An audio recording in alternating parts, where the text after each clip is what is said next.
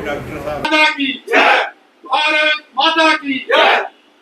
सैनिक एकता जिंदाबाद, सैनिक एकता जिंदाबाद, सैनिक एकता जिंदाबाद, इंडियन आर्मी जिंदाबाद, इंडियन आर्मी जिंदाबाद जिंदाबाद, भारत माता की जय। प्रेसिडेंट जेके एक्सेल वेलफेयर एसोसिएशन डिस्ट्रिक्ट हुआ।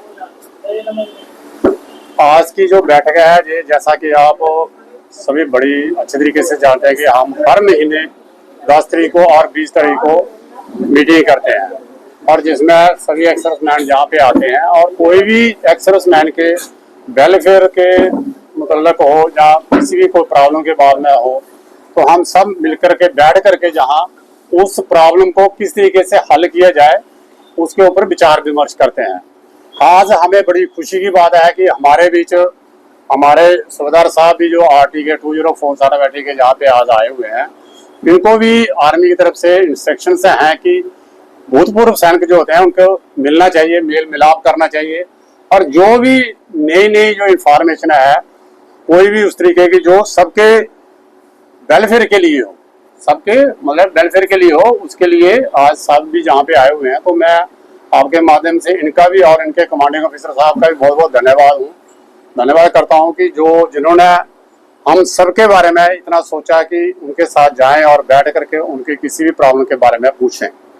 लेकिन मैं जहाँ पे अपनी जो हमारी हिंदुस्तान की सरकार है मैं उनसे ये आपके माध्यम से रिक्वेस्ट करना चाहता हूँ कि देखिए जितने भी सर्विंग सोल्जर हो चाहे जो रिटायर्ड हो, अभी जो ऑनरेबल सुप्रीम कोर्ट की एक जजमेंट आई है जिसका नंबर है CWP 2470 एंड 8222/2024, ये जो सुप्रीम कोर्ट की जजमेंट है चाहे वो आर्मी के हैं चाहे वो सिविलियन हैं, सब ने ये टाइम टू टाइम चाहे ऑनरेबल हाई कोर्ट हो उसके बाद में सुप्रीम कोर्ट हो, ये आज से नहीं पिछले 8-10 साल से ये स्ट्रगल कर रहे हैं। जब से 7th पे कमीशन ये इम्प्लीमेंटेशन हुई है तब से स्ट्रगल कर रहे हैं कि कम्यूटेशन जो हमारा 15 साल का करते हैं ये 180 महीने का, उसमें जो हमें पेंशन लगती है उसका 40% जो है वो कंप्यूट पोर्शन करके हमें देते हैं। ये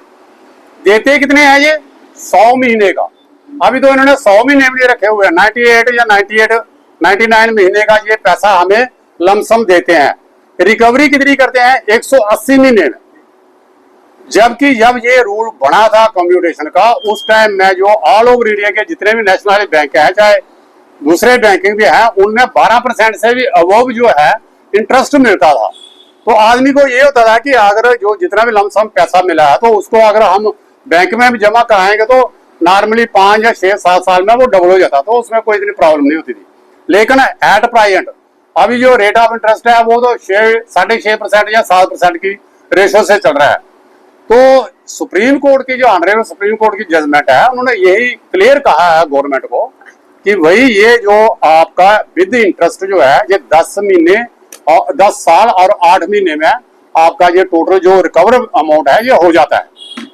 लेकिन बड़े अफसोस के साथ कहना पड़ता है कि इतनी रिप्रेजेंटेशन होने के बावजूद भी गवर्नमेंट ने अभी तक भी इसके ऊपर कोई फैसला नहीं लिया है। वो इसको लिंगरान करते जा रहे हैं। अभी वो ये देते हैं इसका हवाला कि ये 7th पे कमीशन में था, 7th पे कमीशन में हमने रिकमेंडेशन दी थी, अब 8th पे कमीशन है तो उसका इन्होंने बैठाया हुआ है तो उसमें ये हम इसको हल करेंगे। मेरा ये मानना है कि अगर इस देश में ऑनरेबल सुप्रीम कोर्ट की भी बात को नहीं माना जा रहा है, उसकी जजमेंट को नहीं माना जा रहा है, तो फिर बताइए कि ये गवर्नमेंट के एम्प्लॉय कहाँ जाएं?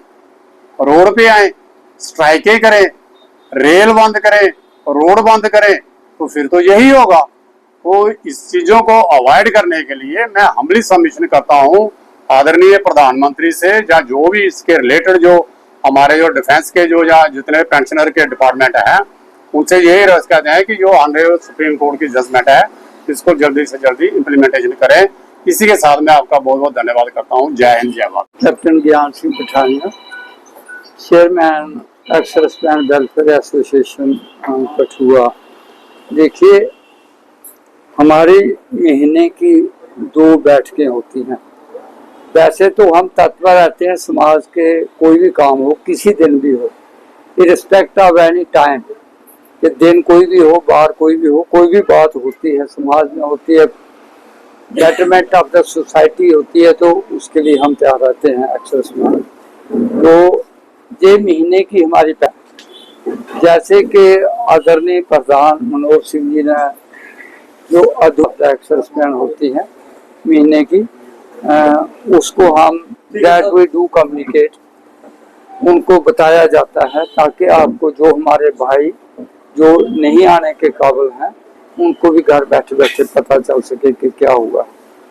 रही बात इस बात की कि जैसे प्रधान जी ने बताया है कि ऐसा नहीं होना चाहिए, हम टाइम टू टाइम वक्तन बवक्तन गवर्नमेंट को आप लोगों के माध्यम से सूचित करते रहते हैं, लेकिन गवर्नमेंट का भी काम बनता है कि अगर उनके कानों तक पहुंची है तो उसका ऊपर संज्ञान लिया जाए। संज्ञान लेना भी जरूरी है। एक दिन हम एक्टिव सर्विस में थे, आज हम भूतपूर्व सैनिक हैं, लेकिन हमारे में जहाँ तक जज्बात की सवाल है, जहाँ तक हमारी सोच है, जहाँ तक हमारा अपना सोच है, वो वही है कि हम हमेशा देश के प्रति ही हम यही कहते हैं कि हम देश के साथ हैं। और देश की अगर भारत माँ के अंचल को कोई हाथ लगाने का प्रयास करें तो हम कहते हैं कि हमारी जान भी चली जाए। अभी रिसेंटली जब ये ऑपरेशन संधूर की शुरुआत हुई तो उससे पहले ही हम लोगों ने एक प्लान बनाया था, उसमें हजारों हमारे भाई जो हालांकि बचा, लेकिन उन्होंने एक संकल्प लिया, एक अपने मन में एक निष्ठा एक धारणा धरी थी कि अगर हमारी भी कहीं ना कहीं हम काम आए देश के लिए, भारत माता के लिए, तो हम जाने के लिए।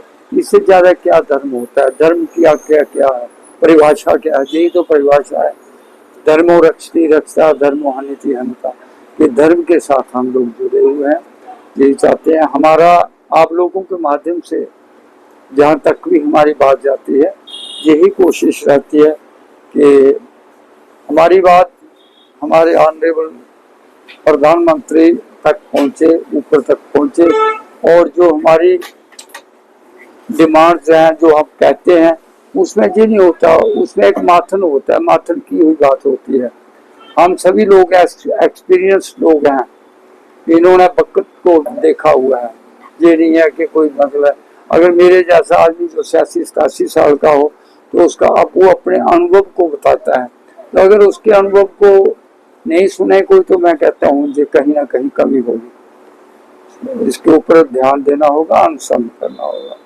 तो यही मेरी वो है, मैं आप लोगों का जो हमारी बात को, टूटी फूटी बातों को जो हम बताते हैं अपनी मन की गहराइयों से, आप लोग हमारी बात को आगे पहुंचाते हैं। मैं इतना ही कहते हुए धन्यवाद, थैंक यू वेरी मच, जय हिंद।